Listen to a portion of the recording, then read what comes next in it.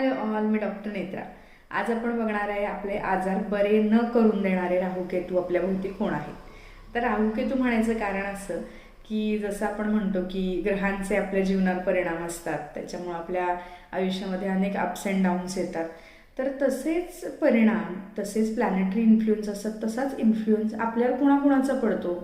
तर आपण कोणत्या भागात राहतो, कोणत्या देशात राहतो, आपली फॅमिली, आपण कोणत्या पद्धतीच्या फॅमिलीमध्ये जन्माला आलो आहे, तिथल्या फॅमिलीमधल्या लोकांचा हेल्थकडे अप्रोच कसा आहे, एखाद्या घरातली कुकिंगची पद्धत कशी आहे, आपली मित्रमंडळी कशी आहे, त्यांची फॅमिली कशी आहे, त्यांचा हेल्थकडे बघण्याचा अप्रोच कसा आहे, या बऱ्याच गोष्टी आपल्या लाईफस्टाईल, आपलं फूड डिसाईड करत असतात. तुम्ही बघितलं असेल एखाद्या घरामध्ये सगळे म्हणतात आमच्या घरातच सगळ्यांना ॲसिडिटीचा त्रास आहे. सगळ्यांना ॲसिडिटीचा त्रास आहे कारण तुम्ही सगळेजण तेच चुकीचं अन्न चुकीच्या पद्धतीनं खाताय, म्हणून तुम्हाला ॲसिडिटीचा त्रास आहे. एखाद्या घरात आपण बघतो की सगळेच लोक ओव्हरवेट असतात, अर्थातच असणार कारण तुमच्या त्या घरातल्या सगळ्या लोकांची तीच लाईफस्टाईल असते. आणि मग आपण म्हणतो नाही नाही, हे आमच्यात अनुवंशिक आहे. अनुवंशिक जर थोडासा भाग त्याच्यातला जरी आपण समजावून घेतला तरी त्याच्यामध्ये 95% ही लाईफस्टाईलच असते. आणि जेव्हा मग तुम्ही बघाल की एखाद्या आपण जर कम्युनिटी आहे जिथं सगळे खूप हेल्थ फ्रीक आहेत आणि आपल्याला सांगतात की नाही आम्ही वॉकला जातो, आम्ही स्विमला जातो, आम्ही बीचला जातो आणि आमचं डाएट आम्ही संध्याकाळी 6च्या आधी आमचं जेवण, हे सतत ऐकून ऐकून आपल्यामध्ये सुद्धा आपल्याला सुद्धा वाटतं अरे हे किती छान फिट आहेत, आपण पण तसं व्हावं. तर आजार बरं न होण्यामधले राहुकेतू मी ह्याच्यासाठी म्हणाले कारण ह्या ज्या आपल्या भोवतीच्या गोष्टी आहेत ह्यांचा आपल्या आरोग्यावर, आणि समजा आपण आजारी असेल तर तो आजार बरा होण्यासाठी जे प्रयत्न केले गेले पाहिजेत, जी मदत आपल्याला त्यांच्याकडनं लागते, ती मदत बऱ्याच वेळा घरच्यांकडून, फॅमिलीकडून मिळत नाही. हे मी स्वतः अनुभवलेलं आहे. आणि जसं आपण म्हणतो घरोघरी मातीच्या चुली, तसे मी काही प्रॉब्लेम जे फेस केले तेच माझे पेशंट्स प्रॉब्लेम फेस करतात. घरच्यांकडून बऱ्याच वेळा त्यांच्या ज्या डिमांड असतात, ज्यांच्या फूड डिमांड्स असतात, त्यांना काही टाईम रेस्ट्रिक्शन्स दिलेले असतात की तुम्ही एवढ्याच वेळेत खावा. जनरली हॉर्मोन्स जिथे इम्बॅलन्स असतात तिथं आम्हाला वेळ आणि हे आपल्या बॉडीचा फूड रिदम आहे तो आम्हाला खूप व्यवस्थित बॅलन्स करावा लागतो, तरच तुमचं हॉर्मोनचं बॅलन्स व्यवस्थित होतो. आणि असं म्युच्युअल जेव्हा होतं आणि जेव्हा ते स्ट्रिक्टली छान फॉलो केलं जातं तेव्हा फॅन्टॅस्टिक रिझल्ट्स येतात आणि खूप कमी वेळेत येतात. पण मग लोक आम्हाला, बरेचसे पेशंट्स म्हणतात की मॅडम आम्हाला फॅमिलीकडून कसलाही सपोर्ट मिळत नाही.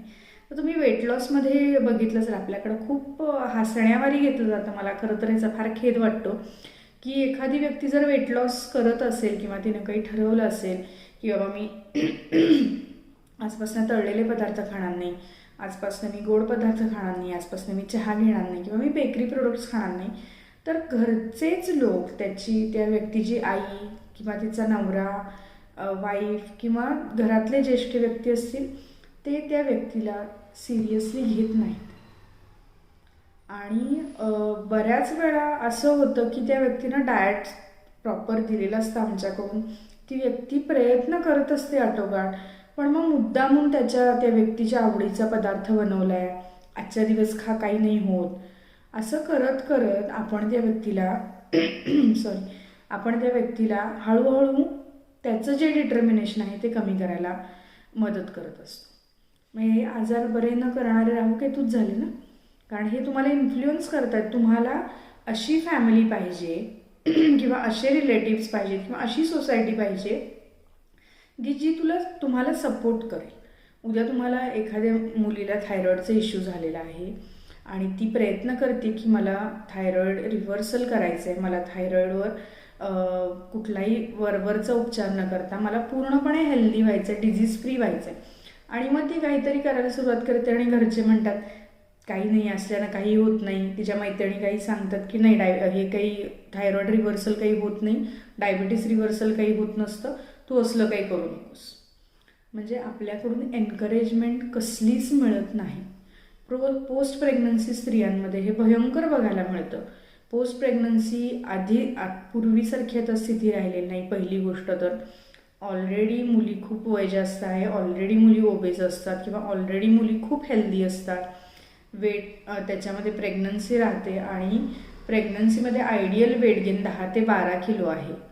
इफ यू आर हेल्दी तुम्हाला तेही करण्याची काही गरज नाही. बाळाचं वजन व्यवस्थित वाढलं तरी इनफ आहे. पण मी स्वतः माझ्याकडे आलेल्या बघितलं 30 ते 40 किलो वेट गेन झालेलं असतं. आणि मग नंतर ते बेबी होतं आणि नंतर मग तिच्या डोक्यात एक भरवलं जातं की नाही, पोस्ट प्रेग्नन्सी वजन वाढतंच आणि तू काही आता परत बारीक होणार नाही. आणि ते इतकं भिनवलं जातं तिच्या मनामध्ये आणि डोक्यामध्ये की ती गिवअपच करून टाकते की नाही, हे असंच आहे आणि माझं शरीर हे असंच आहे. आणि मग त्या स्त्रीला तेच लोक पुन्हा म्हणतात की ओव्हरवेट झाली आहेस तू, किती जाड झाली आहेस, अशी दिसतीयस तशी दिसतीयस. आणि मग ती पण ते हसून कुठंतरी टाळण्याचा प्रयत्न करते. तर हे आपल्या घरातले आपले फॅमिली मेंबर्स, मी यांना खरोखर खूप मनापासून मी रिक्वेस्ट करते आहे, तुमच्या घरातली जर एखादी व्यक्ती कोणताही तिच्या हेल्थसाठी जर बदल करायला प्रयत्न करत असेल, ती म्हणत असेल की बाई मला उद्या कोशिंबीर दे, मला रोजच्या जेवणात मला माझ्या डॉक्टरनी कोशिंबीर द्यायला सांगितली आहे, मला उसळ खायला सांगितली आहे. माझ्याकडच्या पेशंटना तर जनरली मी खूप आउट ऑफ द बॉक्स कुठल्याही गोष्टी सांगत नाही. रोजच्या रोज गोष्टी ज्या साध्या सोप्या बदल करायच्या असतात त्या सांगते. पण पेशंटकडून एक महिन्यानंतर येतं की मॅडम आमच्या घरच्यांनी लाईफस्टाईलमध्ये कोणताही बदल केला नाही, त्याच्यामुळे मला ते फूड मिळणं शक्य नाही आहे आणि त्यामुळं माझा जो प्रोग्रेस जसा दिसायला पाहिजे तसा होत नाही आणि माणसं हतबल होतात. त्यामुळे तुमचं जर तुमच्या घरातल्या व्यक्तीवर खरोखर प्रेम असेल तर ते प्रेम अन्नामधून दाखवू नका, तर तुमच्या सपोर्टमधून दाखवा. एखादी व्यक्ती म्हणत असेल की नाही मी चहा घेणार, तुम्ही नका त्याच्यासमोर चहा घेऊ, नका त्या व्यक्तीला आग्रह करू. तुम्हालाच तुमच्या सवयी सुटत नाही आहे, ती समोरची व्यक्ती प्रयत्न करते, निदान त्याला तुम्ही सपोर्ट करा. मुद्दामून त्याला आवडती गोष्ट बनवणं, मुद्दामून आजच्या दिवस खा काही नाही होत असं म्हणणं, असं करू नका. तुम्ही हळूहळू तुमचीच व्यक्ती तुमच्यापासून लांब नेत आहे. उद्या जर त्या व्यक्तीला काही सिव्हिअर झालं तर तेव्हा तुम्ही त्याच्यामध्ये नक्कीच भागीदार असणार आहे. हे खूप सिरियस आहे. हे आत्तापर्यंत खूप मजेनं घेतलं गेलेलं आहे की त्याला काय होतं खाल्लं तर. व्यायाम काय आमच्या पिढीत कधीच, आमच्या घराण्यात कधीच कोणी केलेला नाही आहे, आमच्यात सगळेच जाड आहेत. अगदी लोक अभिमानानं सांगतात आमच्यात सगळेजण हार्ट अटॅकनंच गेले आणि आमच्यात सगळ्यांना डायबिटीस आहे. याच्यामध्ये अभिमानानं सांगण्याची काही गोष्ट नाही आहे. तुम्हाला त्याची लाज वाटली पाहिजे.